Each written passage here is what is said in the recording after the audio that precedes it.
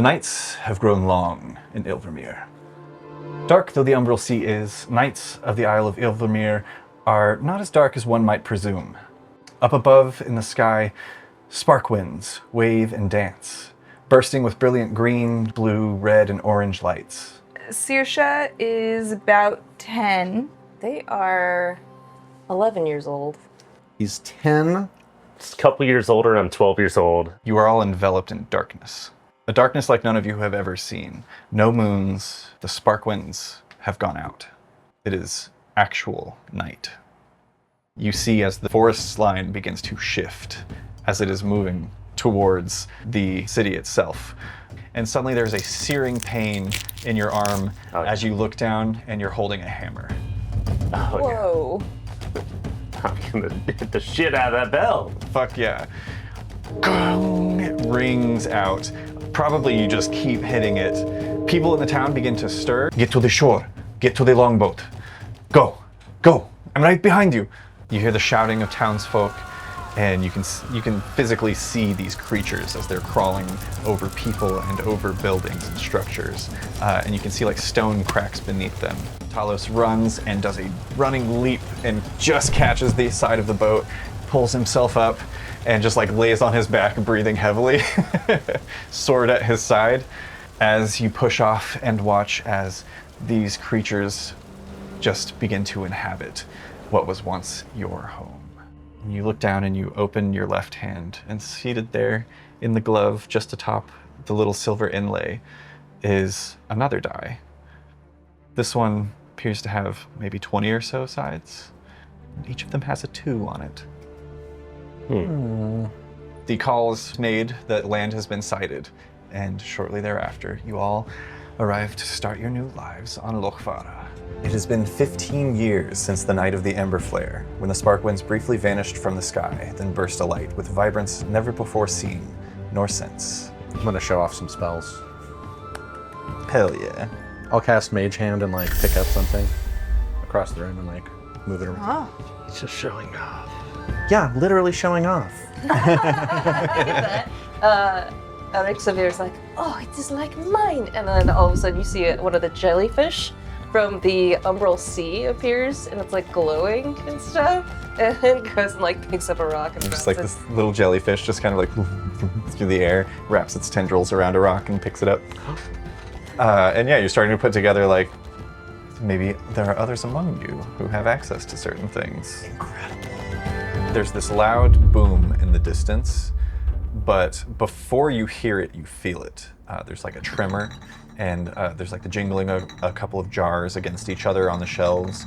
Saoirse, you get this almost ringing in your ears.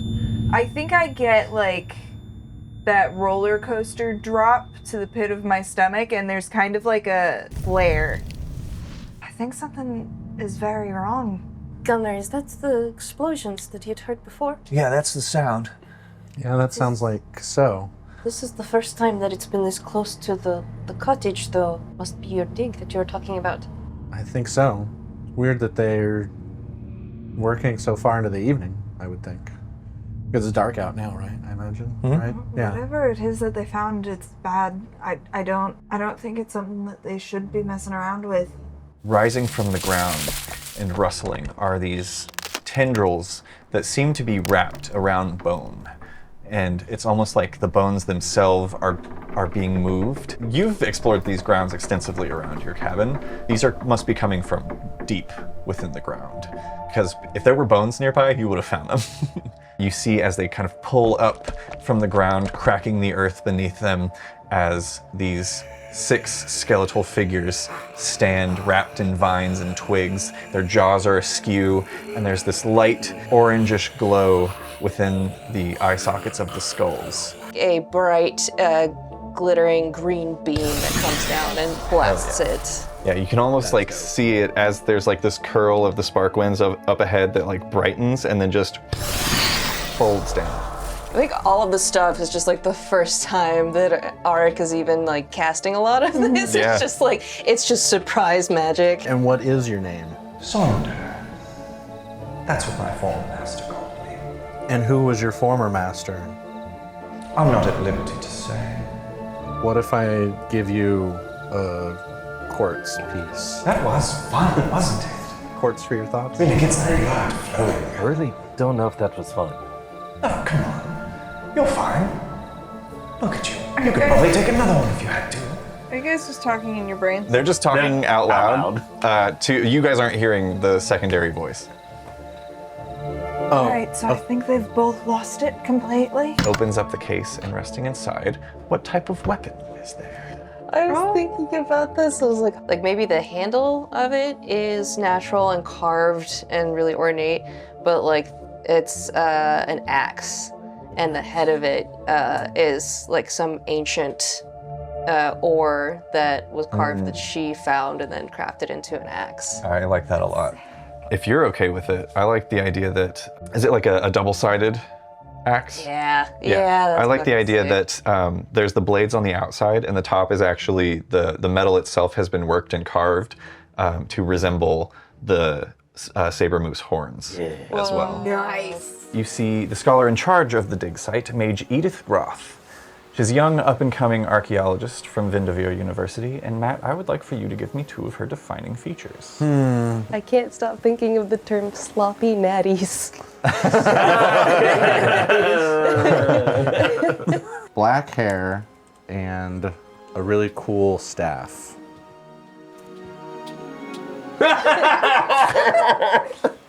Don't worry, I got it in there. Am I familiar with this mage's CV of work? What do they specialize in? Yeah, she's an up-and-coming archaeologist. She specializes in retrieval of artifacts from ruins. I have a crush. Same. We all have a crush, except Matt, who wanted none of it. Hey, They're Like probably there's gonna like the try to touch it. you reach out and Mage Groth very respectfully kind of like stops your hand. She's like, sorry, it is against our codes of ethics to allow citizens who are not expressly members of the Vanderveer University to interact with these artifacts. Pull my hand back. Some of it's for the preservation of the items themselves.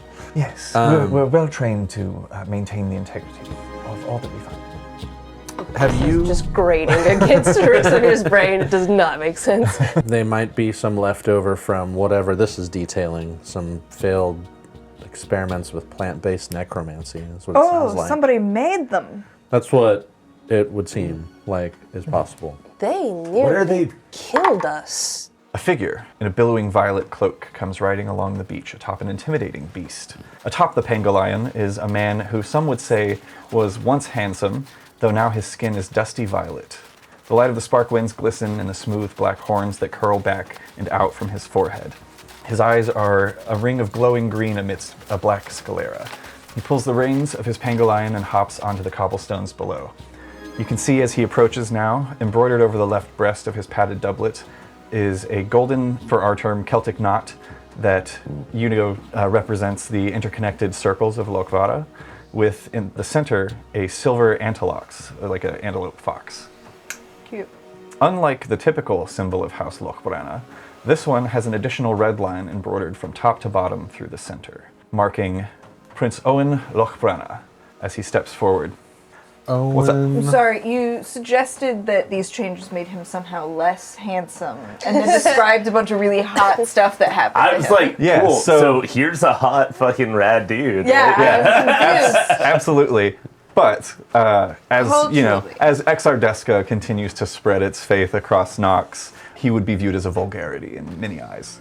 I demand that you cease this dig at once, Mage Groth. All right. And Edith is All the hot characters all at once. Let's go. Edith I steps. think they should fight. Edith steps forward. What is the soul caliber? I am aware, Lord Owen, of the situation. It has been brought to my attention, and I'm sure that the Wraith Guard is doing their best to contain this abnormality.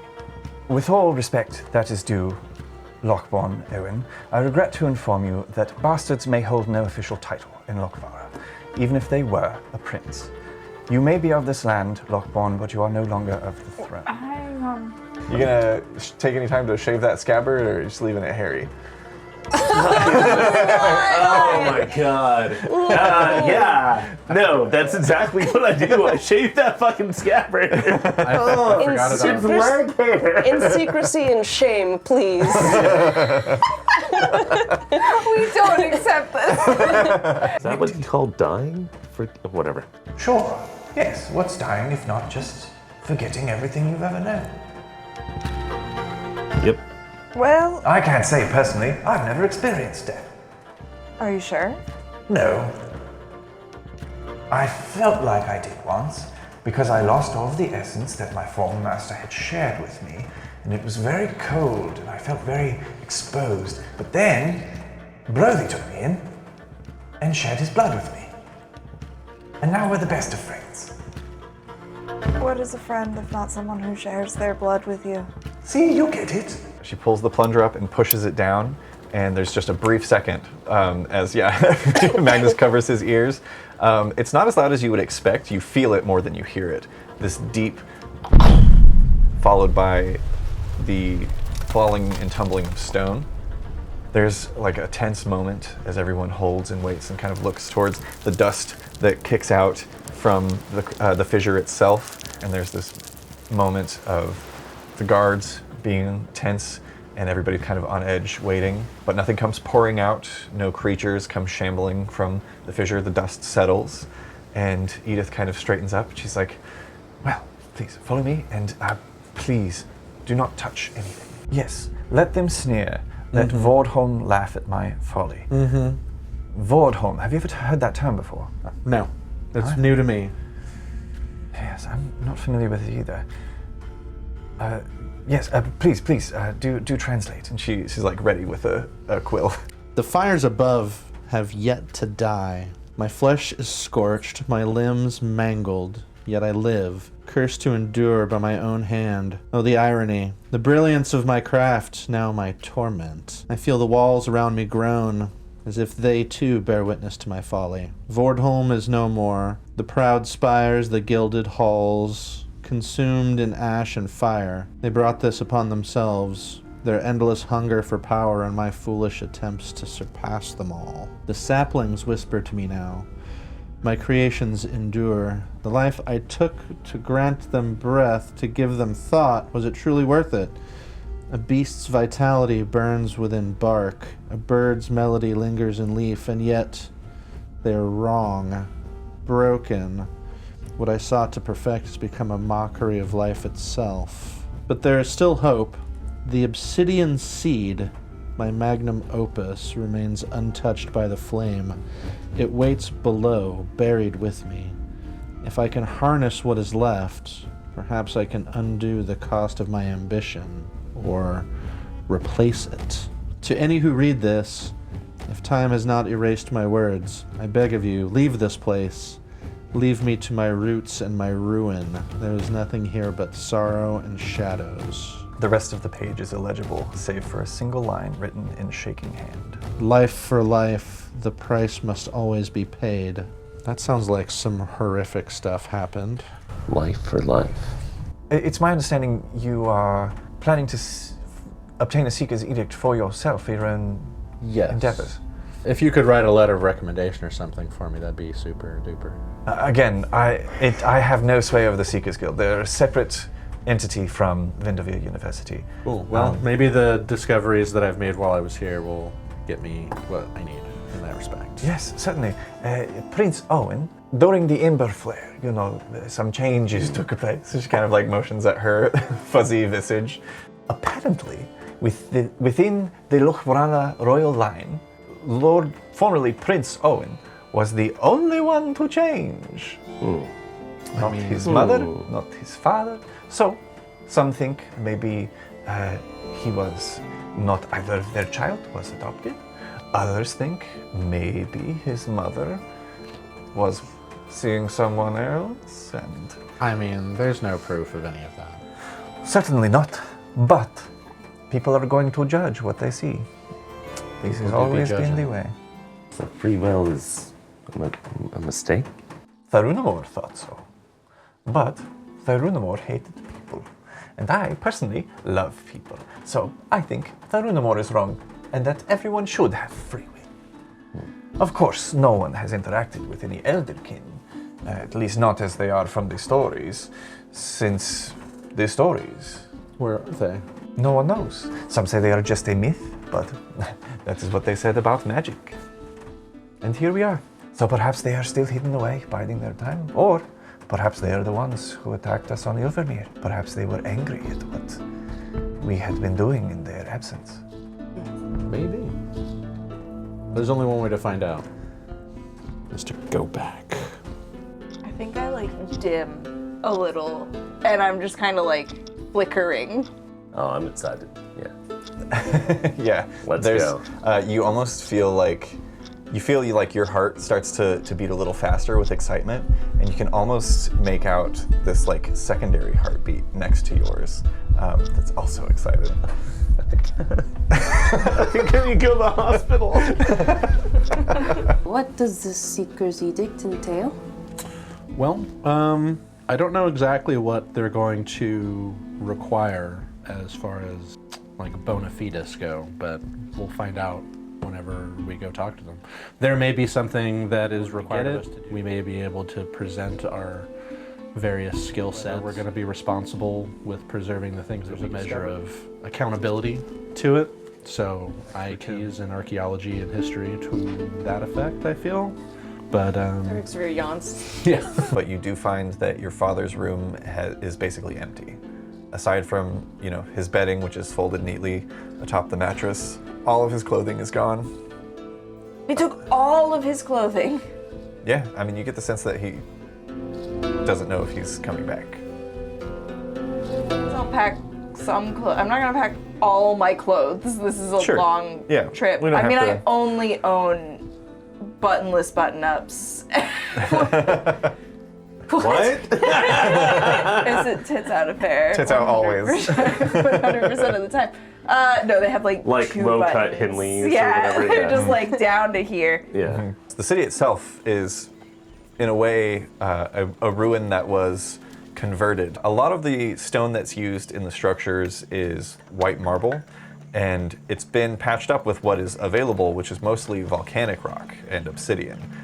So there's this strange, almost sort of like Dalmatian feeling that you get from a wide view of buildings that are speckled white and black with just, patches that have been made and filled in. Probably as you guys are sitting down and eating some dry goods, there's a knock at the door, and the two of you have returned. I'll cram the rest of whatever dried fish I was eating into my mouth. Yeah. And then I'll, Tail. then I'll You get a couple pin bones that you gotta pull out. press digitate my breath not to be fishy. Oh, nice application.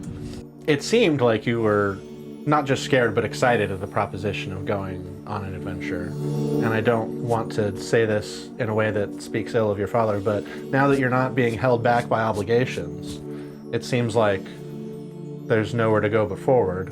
But again, this is a decision that you need to make yourself. We can't make it for you. I wish you would, though. Well, we want you to come. Let's go. All right. What's the bar called? The bar is called the Crocs Waddle. What do I know about Crocs? Wait, so they have 2 wings, 6 legs, and pincers? Cool. I hate him.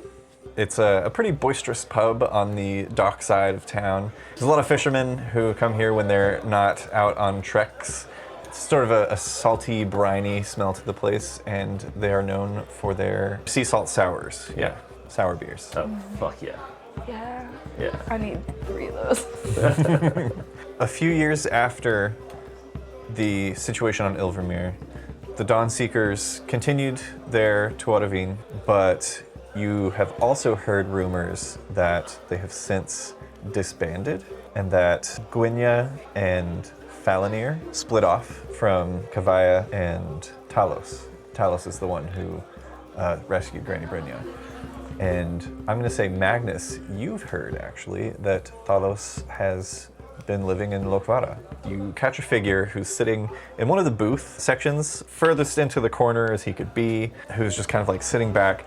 Broad-shouldered man, though his shoulders are slumped inwards. Long curly brown hair that just kind of frames either side of his face, and a beard that is scraggly and not very trimmed. You can see there's actually like foam from whatever ale he's drinking still in his mustache. And glazed amber eyes, much duller than last you saw them. You do see Talos Emberhelm looking much worse off than when last you interacted. Well, there's our man. That's the one who's going to take us to Ilvermere. What have you been up to? You're looking at it right here. Oh. So do you like own this bar? No, Why not? because owning things requires money and care, and I have very little left of either. Floating there in the water, you see a little rundown, the familiar long narwhal horn on the front of not the ship of the Dawn Seekers, but That other one that was gonna be for... for Tuaravine, the Tuaravine that never came. Maybe I've slacked a little bit in my duties of keeping her well kept, but she's seaworthy, and she's home. Yeah, there's this odd moment of calling back to when you were a child, when this ship had just been built. Yeah. Kind of like running your hand along the freshly lacquered side. And now it's much more rough. Some paint chips actually come off as you rub your hand along it. But you feel that secondary heartbeat again. And that excitement within you of adventures promised aboard this vessel. I need your oath that you will all come back. Swear it. Stare pointedly at Saoirse. You have mine. On my life. Of course. I vowed to protect my friends. And come back alive. Say it. As you say this, he walks over and, like, hesitantly for a moment, but then places a hand on your shoulder. The tears welling up begin to spill out as he just says, Sometimes that's all we can do, isn't it? I will take you. Find me here when you are ready. You head back to the Fisker residence and can make yourselves comfortable. I'll do The my two of best to prestidigitate the fishy smell out of the room. Yeah, that they're you kind of like staying in. walk around periodically, just like puffing air freshener. from your hands. Just like, just Febrezing. Yeah. I hope it makes the worst noise when you do it.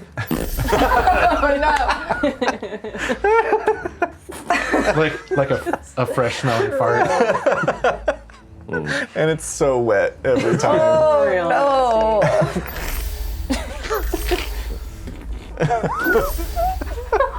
Why does it smell good when it sounds like that? Where is it coming from? I'm going to ask each of you to tell me about your dream. I want you to include something that brings you comfort and joy. Second, I want you to include something that brings you discomfort.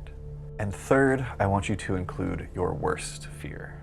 I see a flash of like white satin cloak of somebody walking in the trees, but they're very dense, so I'm trying to follow them. I need to find them, I need to see this person, and every time I get a glimpse of it, it keeps slipping away, and the trees are getting thicker and denser and harder to navigate as I'm trying to catch up with them, and I know that I'm getting farther and farther away from home. And this sense of dread starts to set in, that if I can't finish this and find this person, my family is in danger. Hit the shore and roll up back to our old home. And immediately we see your mom.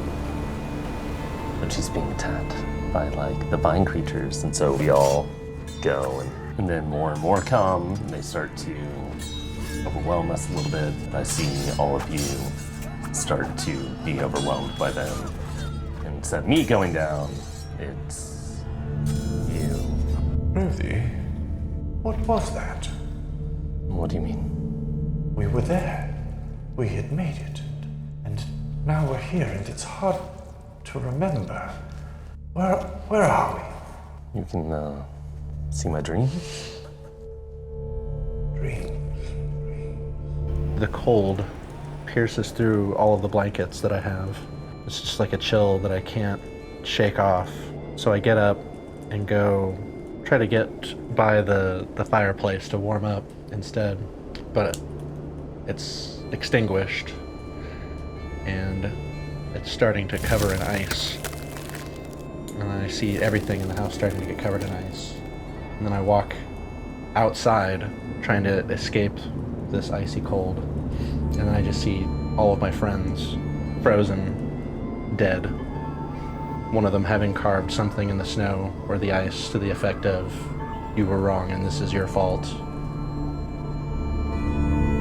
I'm being trapped like a candle, just stuck in that one place alone. To my dream self, it feels like eternities are passing. And the only like beings that ever come through are almost like shadows. Take a bath, clean up, eat some fish, Yeah? fix my breath.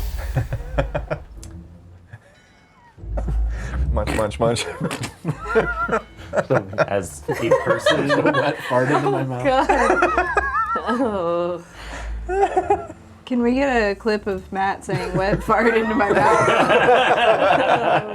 Within the triangular face between the frieze and the sloping cornice is an ancient relief structure in the marble stone, pocked and cracked from ages without restoration, depicting 4 gods from the fables. Valthara, the wizened one, with her long hair wrapping around her like robes. Thorunamor, the Thorn Father, with a long twig-field beard that covers most of his chest. What appears to be the midsection and down, a depiction of Kasovir, the trickster, and standing taller than each of the others, Rithmira, the Mother of Order, her hand outstretched where it would once rest on Kasovir's shoulder had the stone not been long lost to time. May I ask what order of business it is that you have with the Seekers Guild this day? We seek to acquire a Seeker's Edict. Of course, all are welcome to attempt the trials to gain a Seeker's Edict, but I am required to warn you by law and morality that it is not for the faint of heart. We've received some distressing messages detailing an uptick in vulgarity sightings during the recent unusual seismic activity in southwestern Lokvara. You are to travel to the Seekers Guild building in the city of Grunhelm to the southwest, and return with news of the guild chapter's status or proof of its destruction, whatever you may find.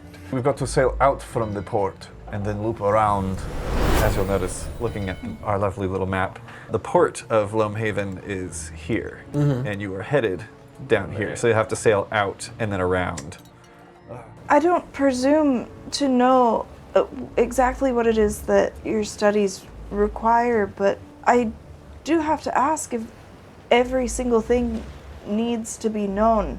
I mean, not every single thing, but how are you to know that something shouldn't be known unless somebody knows that it shouldn't be known? There's what appears to be a tent, or half of a tent. There's this sort of cliff ridge or ravine that you kind of approach the edge of, and looking down, you see a number of like fallen trees at the bottom, and there's that half a tent that's set up and just kind of dangling over the edge. What looks to be about half from the waist up of what was once a human man is laying arms out. There's a bit of a stench, and the flies are definitely buzzing. Right at the waist, the body ends, and the cliff face is there. Where the city of Grunhelm should be, there is a crater. Eric Sauvir is like staring at the crater. Are you okay, Eric's? You say there should be a city here, yes? Uh-huh. And there's just a crater? Uh-huh. You see the smaller craters that are leading towards us? Uh-uh. That looks like the mountain just got up and walked away? Uh-uh. Excuse me? That mountain in the distance is no mountain, at least not anymore. Massive arms of stone swing lazily through the air, dropping boulders that seem like pebbles from this distance. A thick, rigid torso tugs along two great legs like cliff faces ambulating the countryside and crushing all that dwells below. The impossibly large figure moves incredibly slowly for its size, but each step spans hundreds of meters. Atop the jagged shoulders, like a king's crown, jut the stone spires and structures of what you presume to be Grunholm, a city taken hostage atop the Titan's back. Maybe about 50 feet over the water, dangling from a rope, you see what appears to be a billy goat, Zoenveer. Okay. Due to the giant's frozen pose, he doesn't seem like he can reach the being's body to find purchase and is just dangling helplessly in the sky, blowing in the wind. Does he have any more rope, or is he at the end of his rope? He's at the end of his rope, literally. I get out my wand. I make the gestures necessary to cast the silent image spell, and then using the wand, I trace the letters in Ancient Noxian for like a greeting, just like hello, but then also underneath it, be gentle with us. Yeah. And then I make a hand motion to, like, the letters form in the air, like, as I'm tracing them. Mm-hmm. And then I make a motion to expand it into a 15-foot cube, and I push it as high up in the air as I can above us, near the thing. Excellent. And I will speak those aloud using thaumaturgy and see if it gets its attention. You hear the rumbling of stone as it just kind of shifts its focus over and down onto you. The goat on the rope just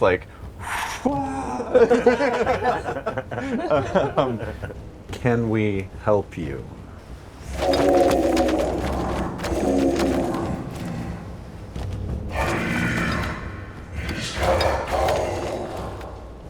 Which you know to mean Vordholm as the location of that place that we were excavating. Yes, you recognize this to mean Vordholm. My home is gone. All has been destroyed. All is lost.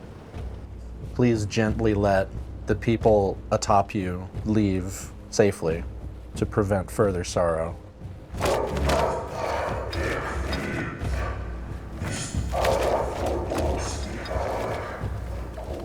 I was awoken by the wizard's passing and the trickster's return. The fight has ended, but something has changed. By the time you're processing what's been said, you see as the creature begins to rise again, and this time very carefully and slowly seems to turn and shift. And the two hands come gingerly down onto the shoreline as the stone itself shifts in a way that a human could never bend, as you see where what would be considered like our rib cage folds and basically brings the crown of his head, shoulders, to the shoreline. You get the translation in your brains. I sense the stones of Ilvermere. My path is made clear. Thank you, small ones. I shall tread carefully from this land. Those who live upon me should leave now. What about that guy who was dangling? Is he able to get out of he the way? slowly, he's being lowered as this shift is happening towards the water, and when he gets to be about 10 feet above it, he just drops from the rope and plops into the sea and begins swimming towards your boat. Oh yeah, I'm on. Yeah.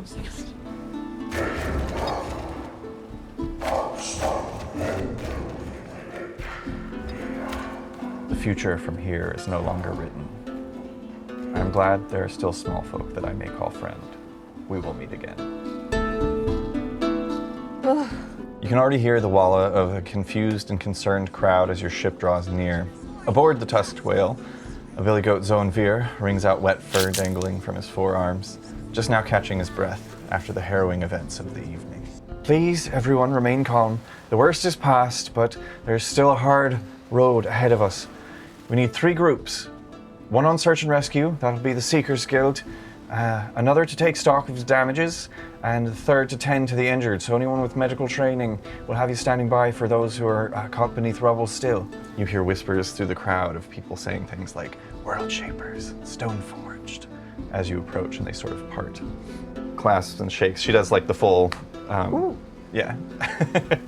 Kiva, Sharpstrand. Saoirse, this is Magnus and Arxavir.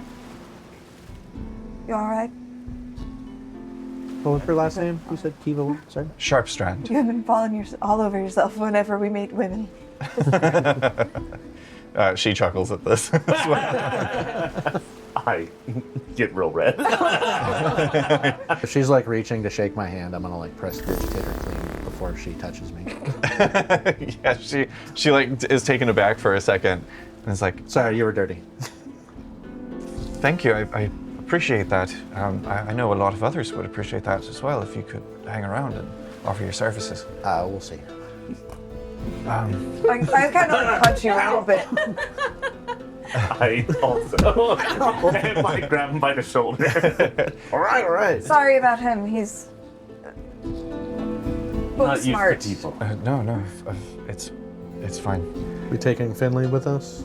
He was gonna. What is he was gonna. like wanting to go with us or what? He wanted to go to Loamhaven, back to Loamhaven, right? Yeah, So- Finley's been tasked with basically returning to the Seekers Guild with info on everything. He's basically completing the task you were sent out to do, but since in this guild hall's eyes, you carried out a greater task in aiding the city, they just went ahead and gave you your Seeker's Edict. What do you do around here? I'm pretty good with my hands. Growing up, you know, my dad was a carpenter, so I do a lot of woodworking and had a little bit of a rough patch for a while and, you know, did what I had to get by. And I guess that's kind of what I still do. I'm good at getting into places that I'm not supposed to be, but I've gotten in trouble enough times that I figured I'd go the route of, you know, getting there legally, officially. But we wanted to float. We wanted to float the idea Right. of you maybe floating with us when we leave Oh. on our next mission. We know you're kind of on your own, and you've got some carpentry skills that could be handy on the ship. And none of us do. So maybe you could hang out on the ship with us while we go do stuff, while you figure out what you want to do next. If you want. Yeah. It would appear you've already been gifted your edict, and Master Finley, are you allying yourself with this crew, as they've said? He's like, yeah, I think we're gonna join up with what do we call it? Currently the Ember Flare Envoy, but that's still... Sounds like we have the opportunity to change it to something that we... World Shapers actually cool too. I think we are changing it to the World Shapers. An excellent choice. One moment. Kind of like flips through. Huh. It's available. It's already taken. taken. It would be really funny if it was already taken. for it. Can we be World Shapers 1? We're the World Shapers. Oh, yeah, that's good. We're lowercase x, World Shapers, lowercase Zero x. in it. Yeah. Stepping forward, you see King Ian sitting on the throne. He's probably in his mid-50s. He's got long black hair that's pulled back into a ponytail and a golden crown with pearls set into it. Is atop his head. I'll tie my tie as we're walking out.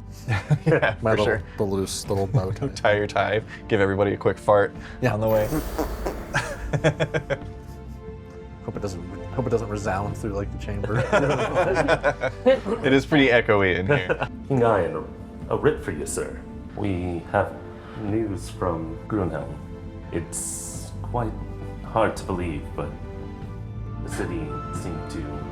Yes, well, after what we've been through in the last few years, few things are hard to believe these days. I thank you for bringing me this word. Aid shall be sent in the form of 1,000 soldiers who will march south towards the new location of Grunhelm, perhaps Grunshore, as it should be known now. Was that in the notes? Well, I don't know if I put it in the letter, Also, but we should change the name. There will be several Wraith Guard accompanying them that we can spare from the walls who are trained in the ways of the vulgarities of the area. We will bring food and manpower as a form of aid. Your Majesty, I also wanted to ask.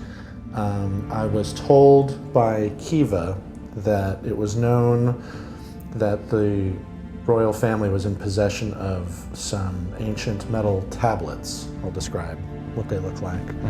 Is that true? Yes. We have something that matches the description of what you've given in our possession. It's actually under the possession currently of Mage Feldir, our castle scholar. Would it be possible, as a favor, for me to take a rubbing of the tablets for study? I think I could arrange for you to be present for the rubbings. That would suffice, thank you. Certainly, yes. I think that we should certainly keep in touch, especially someone so versed in ancient Noxian. Forgive me, but I have heard of your work, Mage Magnus. Apparently, your deciphering of your own stone tablets at Cal Drunmore University has led to many a breakthrough in the recent years. Yes, that is true. Excellent. Well, I have studied your work, but I am by no means a master, so I look forward to what it is that you can pry forth from these tablets. I find myself frequently thinking about that day. All of you raising the alarm, alerting the town of what was to come. You say that I am the one who changed the course of your lives, but you took that into your own hands. If it had not been for all of you running up those steps, ringing that bell, alerting us, we wouldn't have gotten nearly as many people out of Glomshore. I guess you could say something about the four of you just makes me feel like I can do better. You've noticed this sort of little bit of scabbing almost that's begun to coalesce on the crossguard of Sonder.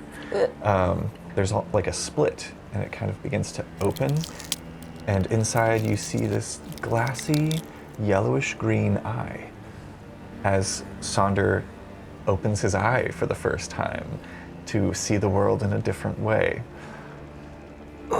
Gross. Why was it born like that? Each time you're holding something in that left hand, there's this almost warmth to the palm that you know isn't coming from the food. I think holding an apple, I think I will like try to focus some of that energy into the apple itself. Yeah, you do so and you squeeze, and as you do, there's almost this little popping sound, and the apple disappears. And a couple of moments pass, and you feel that same sort of building charge, but this time you have no control over it before the apple rematerializes in your hand. There's a bite taken out of it. Might be time to put the bottle down. I think that you're probably right. And he like reaches into his jacket pocket and pulls out a little flask and like pops the top and takes a drink. He's like, maybe when this runs out. Throw it. It's run out. He just like watches it go very stoically and is just like, my father gave me that. Whatever it is you're looking for on Ilvermere, I would stay out of the city. Glomshore. Yes. You think it's still overrun? Something like that, yeah, I think so. These creatures came up from out of the ice, and they exuded this bitter cold that surrounded us, and in a blink, with no seeming end, Gwenya, she called for us to retreat, but the decision was made too late, and she and Falinir got separated from myself and Kavaya. There was nothing I could do about the cold. The frost crept up our legs. She couldn't move. I will never forget the look on her face when she pushed me away. I still have no idea how she managed to conjure the fire. She was so badly burnt I could hardly recognize her. But more were coming, and I had to run. I had to. I still don't know how I managed to make it to the ship. It was all just a blur. I think about her every day. I'm going to get her off of that rock. Wipes his tears. We'll be arriving soon. You should prepare yourselves and your friends. Can you catch yourself on fire? No. How would you feel about How would you feel about being on fire? I don't like that at all. I'm mostly made of flesh and blood and bones. Those things burn. I'm just I can do other things, though. Like what? I've never had a lot of friends. Not like I've got friends now. But I used to. I used to be able to make friends. Very easily. Do you know what I mean? Jagged peaks of snow-covered stone preceded by forests of white-trunked trees with violet leaves. You hear, before you see, the lapping of waves on the black cobbled beaches. Before you is a sight that you've not seen in some 15 years. The fallen isle of Ilvermere. You also notice a plume of dark smoke rising from the coastline. I have my own business to attend to. If anything happens to me and I am not back on the ship within, we'll say, 3 days, just continue on. I leave the tusked whale to you. It would be smarter to stick together.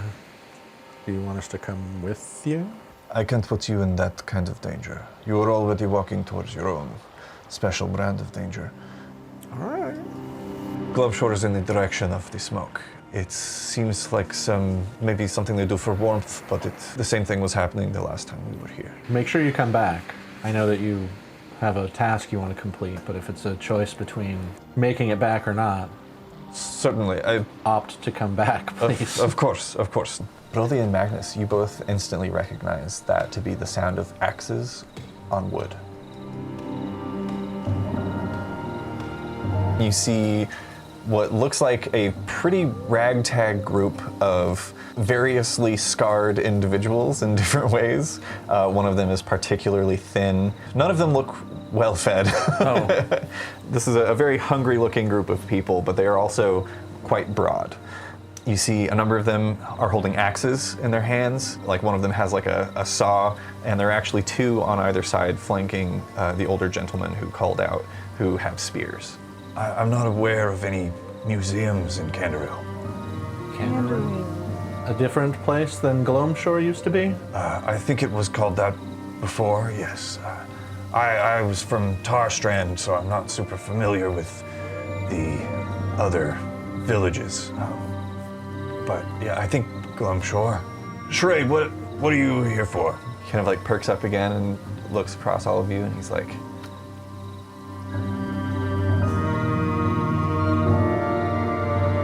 Oh, you killed like a lot of guys? You stabbed someone and they died? Killed. Oh, you got stabbed? You No. You saw someone watched. stab someone, Oh. and they threw you out so that you couldn't reveal who did the stabbing. It's like, damn, you guys are good. That's more than we've ever got. That wasn't hard. That one wasn't hard. I think you're not good at trades. You have the position of being the daughter of the leader, it would seem.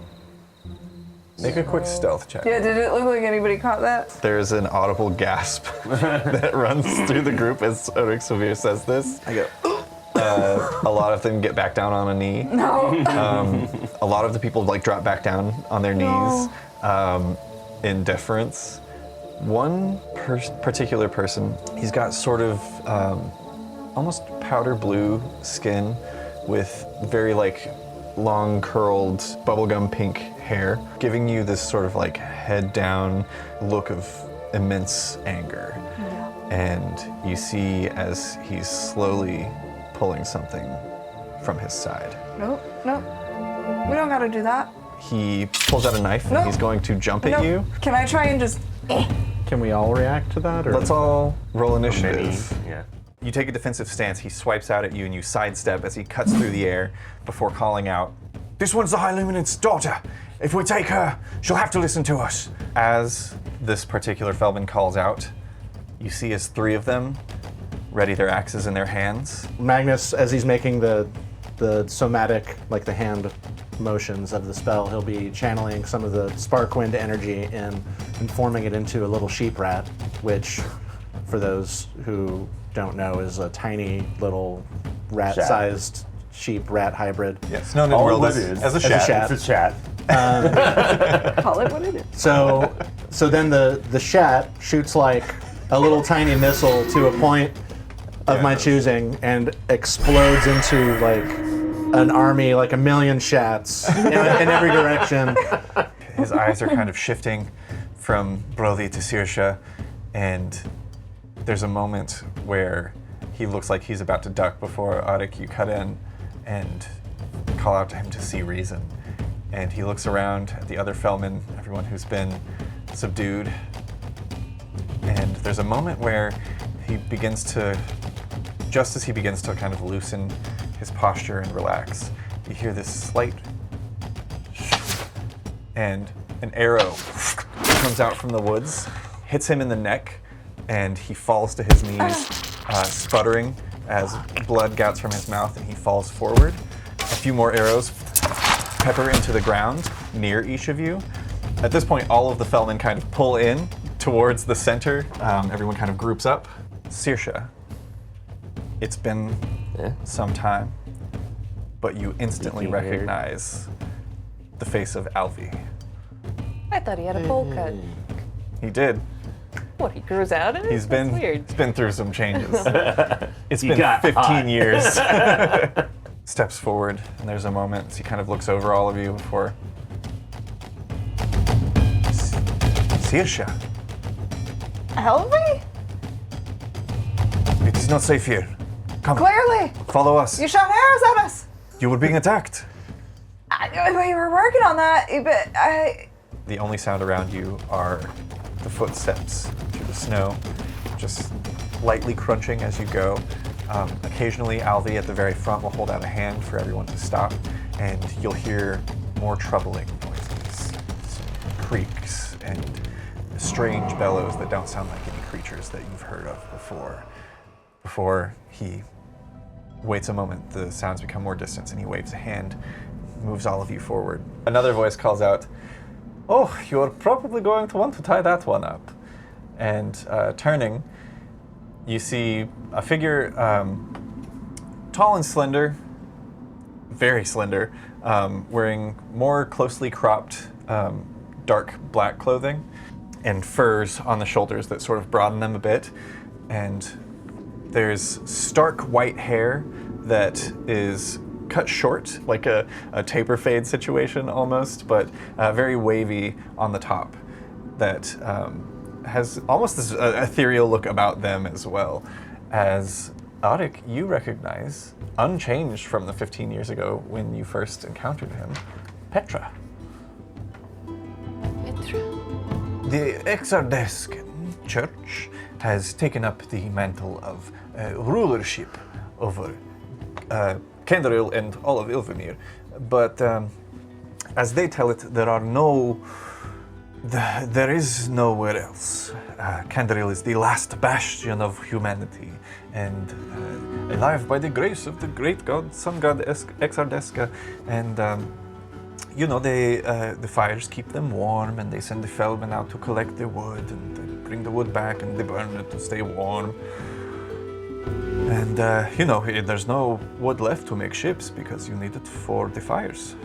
I lost track of you in the trees, so I did my best to run. I didn't really know where I was or where I was going. I just picked a direction and ran. And it seemed like everywhere I turned there were vines whipping out, and it was like the wood was turning to shards of teeth and maws. And eventually I just kept running until I came to the base of the mountains, where I found Petra, who was just sort of lost and wandering in the snow, and he was able to do things that I still cannot explain. It was like he stretched out his hand and the creatures were just gone. Petra? Yes. Petra likes to call us the Luxins. He likes to think that we are the light in the darkness. He has a lot of grandiose ideas. no, he seems like a grandiose guy. Yes, and you look over and he's standing at the fire, and at this point he's throwing dust onto it, and very similar to what Granny Brenya would do. And he's seems to be recanting a tale, maybe even the same tale that Alvi told you, but much more long-winded. Yeah, good. I woke up in a puddle, and out from the ashen canes came a very scraggly little girl And I asked her, tell me, where are the mountains? And she pointed off in the distance and said, the mountains, they are that way. I know you. And I said, I feel like I know you too. You seem very familiar to me. And so I was drawn to give her a piece of my clothing, and then I left and headed for the mountains, where a great journey took place. And he continues. Seriously, I did not think I would ever see you again. I have thought about you frequently and how I treated you as a child. And I told myself if I ever did see you again that I would let you know how sorry I am. I'm sorry for how that might have made you feel when we were small. I mean, I haven't really thought about it. Petra, I had no idea that you were planning to leave. What about all of our plans? The plans still stand. Plus, you have new helpers here now. Trust me, they are going to be very, very helpful to you. I mean, I believe you, but how can you know that for sure? Just a feeling.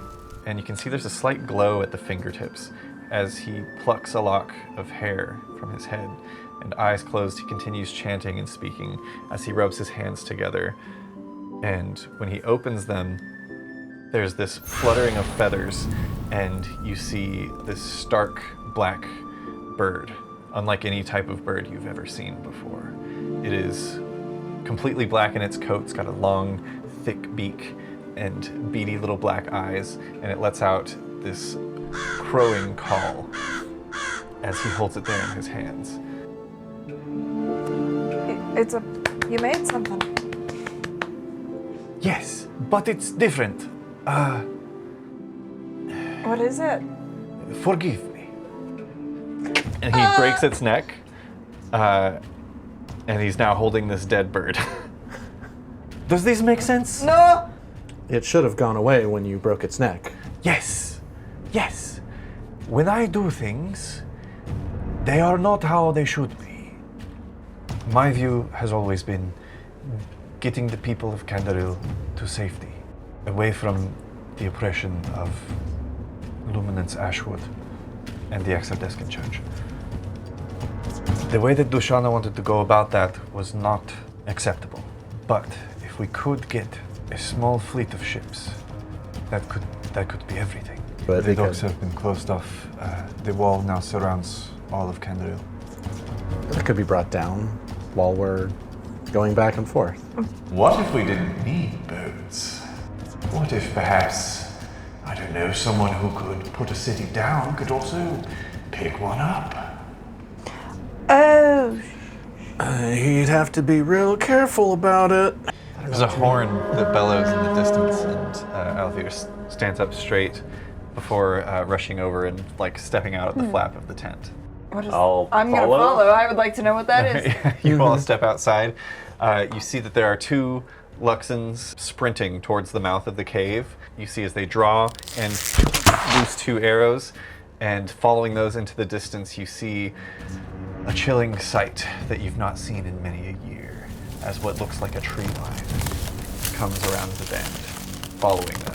Oh boy. Albie turns to all of you and yells, "Dreads!" Leaves rustle fervently and roots tear along the earth as the lashing vines pull the grotesque creatures along the ground. A few of the Luxons are overrun by the foul creatures and let out blood-curdling screams as the thorns and claws tear into them. Before you know it, they're upon you. It's at that moment that you hear thudding in the distance, and you turn to look, and you see coming around the bend is a large stump of a rotting tree pulling itself along with its roots. You see a number of Luxons rush to meet it. Some of them are being grabbed by the roots. One of them you see is actually grabbed and pulled into its mouth. It then bites down, and there's a gout of blood. Magnus, in this moment, you see Saoirse as she turns from the two creatures that are attacking her, and you have this flash of her rushing forward, striking down, and just as she's about to hit, the creature that's on you lets go and moves out of the way. And you see as Saoirse misses, and one of them comes up behind her and begins biting on her, and Saoirse goes down, and this whole battlefield unfolds before you come back to yourself in this moment and see that Saoirse has just turned. You look down at the one that's biting you, and you grab it, and actually, Saoirse, you rolled a 19. Nice. Oh! As you rush forward, and bring up your hammer, you feel this welling of power within your core. It's like a flame that's raging inside of you that is waiting to be released. And if you so choose, you can expend one of your now 2 spell slots to do a Divine Smite, Yeah, I want to do that. as Magnus and Saoirse have both hit level 2. Oh, snap. Whoa. I do hate being outnumbered. What do you say we even the odds? And you feel this like jolt of energy that begins to rush through you as it seems like the light of the Sparkwinds themselves seem to leak from Petra's pores as his irises glow a vibrant blue. He takes a step back, and as he does, you realize that the step that he's taken, he almost is gliding above the ground, away from you, as he pulls what looks to be the mirror image of Auric from the original, like a cell dividing before your eyes, as for the first time, Auric, you invoke duplicity. Hell yeah. Dope. I'm going to ask you to tell me, as you stretch your palm forth towards the tree, and there's this spark, what does it look like as you cast Eldritch Blast? Ooh. I think it looks like a bone splinter. As you look down at your palm and see that connection, there's this spark, and then this pale white bone that protrudes a bit. And as you outstretch your hand and pull it back, it shoots forth. Bone shard flies forward and just like juts into the roots of the creature as it's pulling itself along. It doesn't do a whole lot of damage, but you watch as the bone shard kind of like shatters, and each shard becomes this sort of like bramble almost that tangles up in the roots and slows the creature almost to a grinding halt. This thing could only move 20 feet in a round to begin with. Now it can only go 10. Oh yeah. You see as there's this crackle of energy and there's a sound of thunder that follows behind it as it strikes the trunk of the tree, and the tree once again like shrieks, and you see chunks of bark fly off of it. More of this pus-like sap just kind of like sprays and is leaking down its side as it continues to bellow and turns its gaze in Petra's direction. You expect it to like hit and disperse, and there's that sound of thunder, but it seems to linger and coalesce into this odd, like humanoid form. There's now a separate figure that is standing on the other side of the large tree. There's this creaking of wood and like the shredding of like wood plank that you hear as its face almost caves in a little bit before it opens its mouth and just bellows out a mixture of this pus, blood, and all of the things that it has devoured and people that it has devoured in a 30-foot cone. Petra sits up from a lying position and wipes some of this like from himself, and like shakes it off and stands up, and you see like all of his clothes melt away, but his flesh is unscathed. Petra, you see, walks over. There's another one of those carts that's just piled up with various like cloaks that the Luxons were wearing. He picks up one of them and he's like, Alvir, cover yourself. He puts it around him, still fully nude. Do you speak? I do. Do you have a name? I am Dravnir. What is my task? You get butter. Anchor and Roan are released from their manacles, and Alvi just kind of like points with a knife in the distance, and he's like, I would suggest going that way if you are looking to get back to Candaril. If you're not, I would suggest not going that way. He like motions in the other direction. Look at each other and look in the distance. See like they're incredibly outnumbered at this point. They just kind of like nod. Roan gives a bit of a snarl with that kind of like brindled hair color that he's got going on. Both of them just kind of like slowly take a few steps back before turning and quickly rushing in the direction of Candaril. I could summon one that could fly, and then we could give it a written message and have it carry it back to the ship. I mean, that seems safer than trekking back and forth. Close your eyes and you try to summon the energy of a cowl. What we would know to be like a mixture of like a serval cat and an owl. Their feathers have that same kind of like spotted pattern that like a leopard would.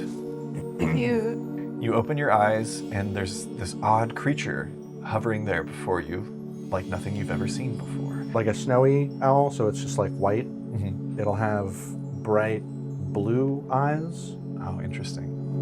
but I imagine that they shift to match like whatever color the Sparkwind is above in the sky Yeah, at the moment. 100%. I'll offer it food and company and adventure if it likes that sort of thing. The head kind of like tilts to the side for a moment before coming back level. I accept this contract. Suddenly the spark winds around you start to coalesce. It becomes so bright that you close your eyes and suddenly you're hit with this wave of cold and feel your hands down in the snow again as you come back to yourself on Ilvermere. For the rest of you, seconds, there was the hour of drawing everything. He placed his hands down and there's this flash of light, and before you is this strange feathered creature. Elvi, did you get any insight into Dravnir and where they came from? A little bit. The name Dravnir, he has always had, and he doesn't know. He seemed very confused when I was asking about if he had a past before we met him. He remembers things, like he knew his name was Dravnir without it being told to him, but he does not remember. Didn't you speculate, Arix, that maybe they were beings who live among the Sparkwinds? The Fateless? The Fateless. Wasn't it? Perhaps I don't think it is impossible to think with the things I've seen Petra do that perhaps he could pluck a lost soul from the Sparkwinds and place it into a physical body, a new physical body. You see for the first time in 15 years the jagged crown, which is jagged no longer, having been reinforced with new stone to form a much more imposing protective wall around what is now called Canderville. There's been a new decree. Vulgarities are to remain veiled within the city walls. How many are among your number? What, we can't even show our faces in the city now? You're lucky to be allowed within the walls at all, whittled man. We come bearing supplies that will keep your family warm tonight, Leifnir. And my family is none of your concern, Alvi. You're lucky that her brilliance allows your kind within the city walls at all. Her word is law. Will you comply, or do we have a problem here? Alvir's glance momentarily flickers to the many guards standing behind the captain, each armed with a short sword at their waist and a bardiche in hand. Alvir's jaw kind of clenches for a moment before he just responds. 12 of us. You entered through that southwestern gate at the bottom there. As you entered that gate, you actually made your way around a large structure there. Thin trails of smoke coming out of it, and you could hear the heavy jostling of machinery inside. Alvi would inform you that that's the main logging structure of Canderil. Eventually, led around the building, and you hand out to these people in the rookery, which is this tightly packed section of houses here on the west bank of Canderil. You continue along the road to a stone bridge that goes over the river that sort of bisects Canderil. There you notice that there are a lot more guards present and stationed, and as the Luxons approach, Alvi steps forward and has a few words with them before the cart is checked one more time, and you are led across the bridge into a much more vibrant part of town. You also notice that the people here are visibly plumper than those in the rookery were, and that there are much fewer guardsmen patrolling the area aside from the borders of the district. Do you know who is in the museum over there? I point to the building that I know of as the museum. Yeah. Oh, yes, the temple. That is where her Christ. brilliance resides. Who? You step into a foyer that is vastly different from what you remember. To say this place was renovated is generous in how little it implies was changed. You see like entire walls have been taken out and areas have been opened up. There's this small foyer area where there are these rows of candles that are probably 5 deep and maybe 10 across. All the candles are lit. Saoirse, you're distracted because stepping out onto the dais platform at the far end of the room is a woman made of flame. And her hair is so long and wild that it's almost like a lion's mane that wreathes her head in light. And you see, for the first time in 15 years, your mother. Now, all of you, follow me to the dais, as we shall make an example of those who have stepped into darkness. All right, Magnus and I will attempt to get into the basement. You two go see what's going on there, and we'll be out as soon as possible. Give a glove over to Magnus. Okay. We've got inventory we need to take account of. They kind of like look at each other. They share that glance and look back at you. Now make a persuasion check with disadvantage, because they don't recognize you. Emerging through the parting crowd are 5 guards with 3 prisoners. There's a young woman, maybe in her early 20s, with greenish skin and dark green horns that curve like a ram's horns. There's an older human man, maybe early 50s, with an eye patch that covers a still bleeding eye. And finally, a much older man, maybe in his 80s, rail thin with papery skin that's bruised around the arms, and you can see that his eyes are clouded over in milky blue, and he clearly can't see. I'm gonna say Brothy, you recognize immediately, though bowed from age and years of hardship, that's Corbin. Okay. People of Candaril, children of the light, we are presented this day with thieves who would see themselves paired with the darkness. Vulgarities and sinners who would turn from the path of the righteous and bright to steal from the temple itself. And there's a gasp that ripples through the crowd. It is by the power of the great flame bestowed upon me by Exardeska herself that I shall cleanse these dark ones of their sins in her holy light. He's got like 2 scrolls in one arm and then like a stack of papers in one hand, and he's like, has markings on it. I'll take that. There you are. I've been given a special prayer to give to you. Oh. I'm going to headbutt him. Classic Sirsha. An oddly familiar looking jug on a pedestal. Really? Yeah. The pottery style is not exactly the same. Is it It's like a different bigger type or of- smaller? Or It's about the same size. can I send it through the glove? No, that would be too big. Okay. Damn. You're just standing there. The fuck? Mayonnaise. Mayonnaise. It's just like his dream. Do we want to leave these guys just tied up? I'm gonna drag him all the way to the back of the room, Okay, yeah, you do. So there's like a back corner. and I'm gonna cram their pockets with magical stuff. Oh. Okay. And I'm gonna untie them. I'm gonna ungag them. Okay. We're almost out of time, but we can get out before they wake up. Yeah. You see the guard standing at the top of the stairs by that door, and he kind of like cocks his head as you two quickly take a left. And if you go out the front doors, you're going to step out right behind Maeve. What now? You see his eyes narrow, and he glances back and forth between the two of you. If you don't believe us, they're in there looking for stuff right now. He looks down at your bulging pouch, Magnus, and slowly draws his short sword. All of the fires are going to flicker and dim, and there's going to be sound of ominous whispers, as if there's like a hush that has filled the air. And I want to see what Maeve does. Maeve outstretches her hands and she says, "You see, the darkness still follows them to the stage, but by the power granted to me by the great flame, I shall not allow it." And she reaches out a hand, and you see this small trill of fire just kind of through the air to the far right pyre and lights the wood at the base of the middle-aged man, who he begins struggling as that fire catches. Eminence Maid Ashwood, hold your hand. Save these people and gain your most pious followers.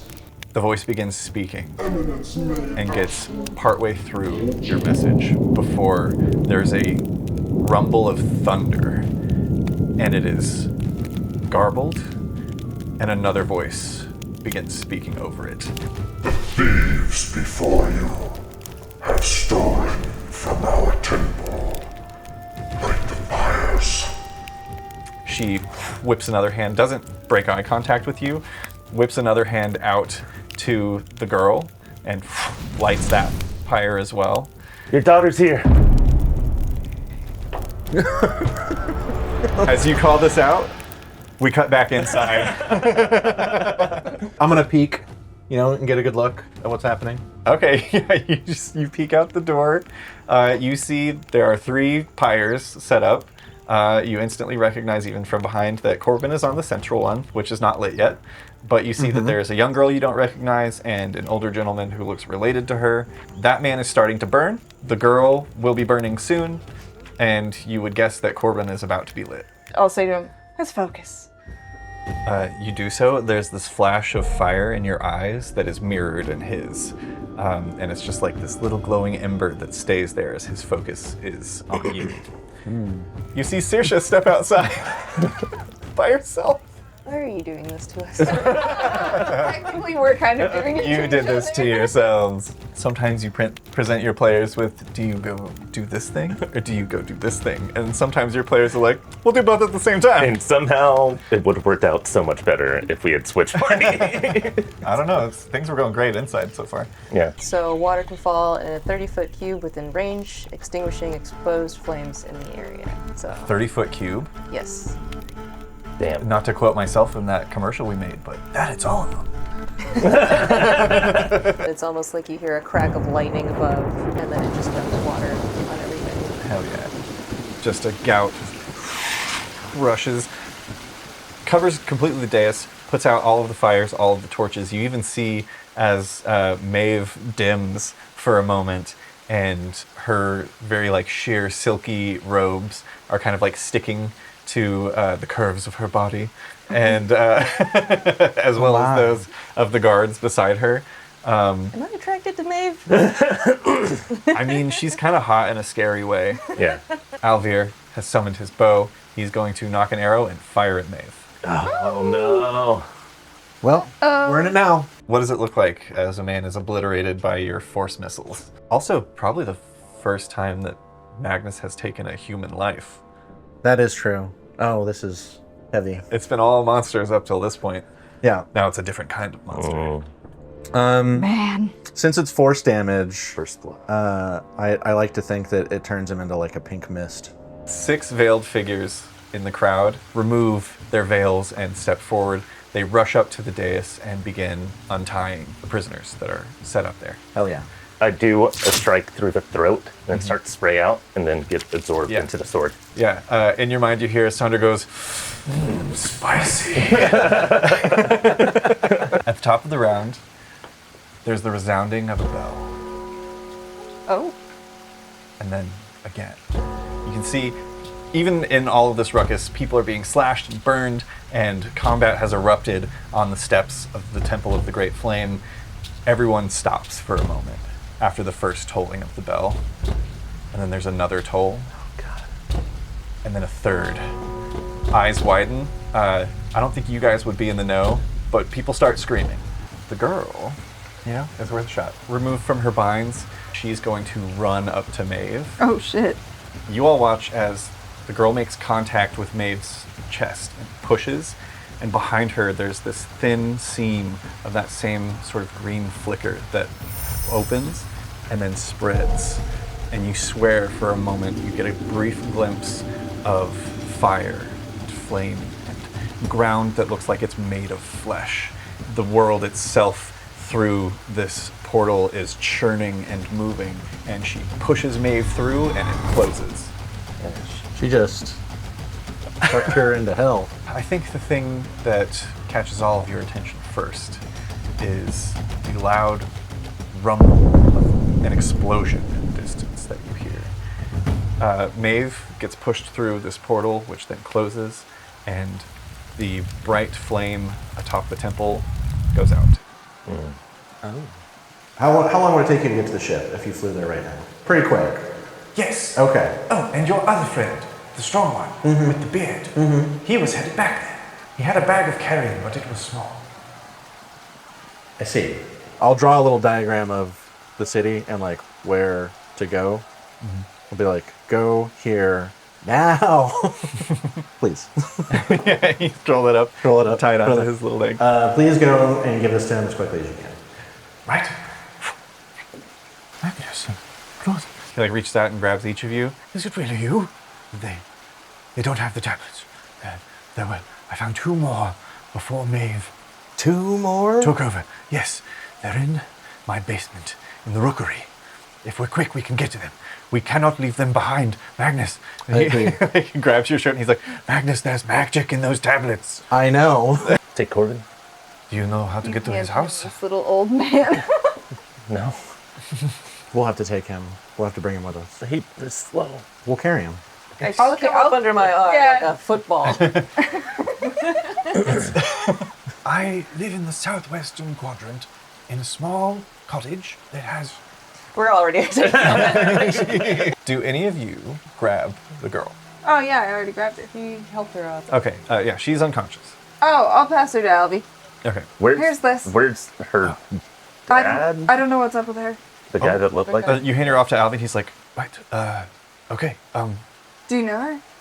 Yes, this is Reneville Helvig, daughter of Colburn Helvig, the lumber mason I was telling you about. Big bowl. Is she? They are not on good terms. Oh, great. Take her. Leave him. Right. Yeah. Alvy explains the situation to him, that there's transport on the way. They need to get to the docks. As he says this, Valmir points off and he's like, You mean that direction? and looking off now, as the dust has kind of settled, no perception checks required, you see a familiar, massive stone figure just raising a fist up off of the shattered wall at the port and coming down again. Hearts pound and chests heave with heavy breath as you sprint towards the rookery. Walks over, puts his hands on the wall, and you see as he feels down and his hands pass through the stones as he steps through an illusion. Oh, nice. Smart guy. I hope you all have an exit plan. It sounds like our luck is running out. Dushana's got to be behind the sawmill. I just have a feeling. Do we think that when she got pushed into that portal and the flame went out, that's why the plants are attacking? Like maybe if we relight that big flame that was on top of... Are the plants attacking again? The light went out. Oh, yeah. That all happened. Shit.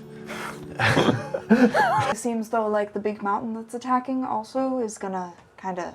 There's a mountain attacking. Well, he's a friend. He's not so much... He's breaking the wall so that we can get out at the sea. Right. If we can get out. So it just seems redundant to do the lumber thing. Yeah, we don't... Yeah. If we can get out, they can get in. We have to go. Brody, you notice atop the wall a guard near the sawmill get pushed over the other side by a woman. She rushes across the top of the wall. You see a glint of light from the blade in her hand as she slashes through two more guards and affixes herself directly over the city gates. Even from this distance, you can tell that she's got this sort of like triumphant smile. She's breathing heavily, and you watch as she produces a small trinket in her hand that gives off a soft orange glow. She tosses the pebble down over the edge of the wall. There's another explosion.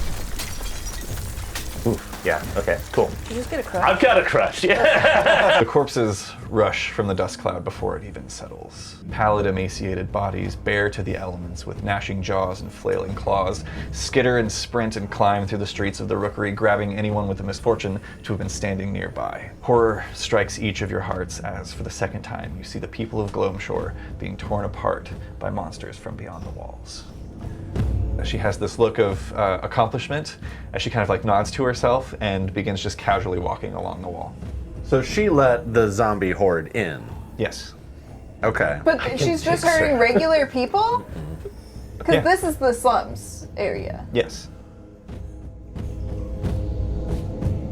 At first, it's hard to convince the first few people. They're like, towards that, and they point at Bromthier, who's just like taking another chunk. He's really out of the cool. wall. He's our friend! And you notice at this point that Bromthier is swinging down and basically like hitting the wall from the inside and tossing it behind him. Sweet boy. I love him. They seem to just be going towards whoever is the nearest person and just kind of like clinging to them and beating at them, which is exactly what you see as this person is tackled and they slide through the snow as this creature is just gripping onto them. And you see it's not even just like fists and arms. The creature like grabs onto their shoulder and their arm as they're pinned to the ground and begins like banging its head against them and using its entire body.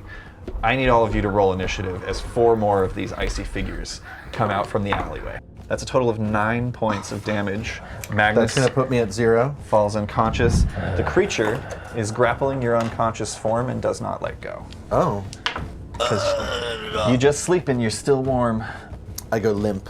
You feel this warmth in your palm and you realize that you're not holding the axe in the hand that you have the glove on. And you look down as you see this small trail of silvery green light that moves up from the pommel of your axe to the blade and spreads along this intricate design that you hadn't noticed before, spreading out to fill the space of the axe. In each of the curls of the design that mimic those of the saber moose, as green flame ignites the axe head. That's dope. Holy shit. They look to their symbol in their hand and the axe, and I think that they raise both and then slam them both into the ground. And they're gonna cast Turn Undead. Holy shit.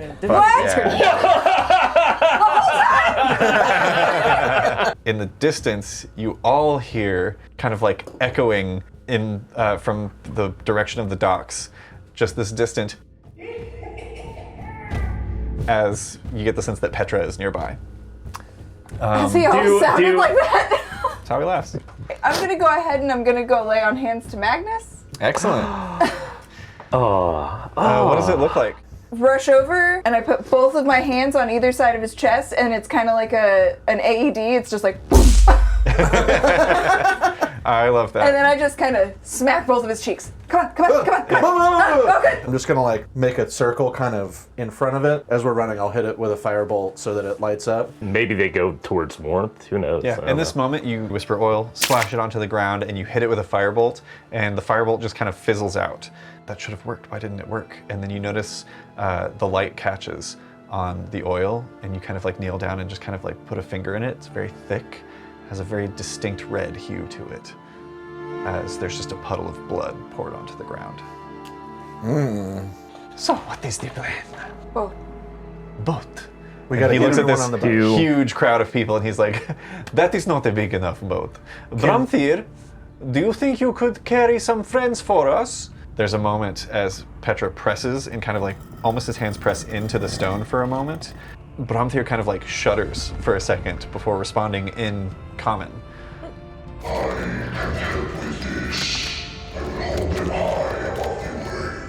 And the hands just kind of turn over. And Petra turns to the crowd and he's like, you heard him, climb aboard!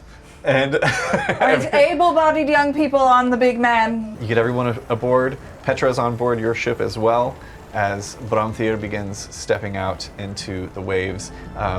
There's like a moment where he just kind of gives a little nudge to the tusked whale to give it a kind of jump start, and kind of just like gets it righted in the right direction and pushed out into the bay. And then just from the wake of his steps creates like a nice little wake that carries you guys forward as well. Oh, nice. Leaving Gloam Shore, or Candaril, whatever you want to call it, behind as it is overrun.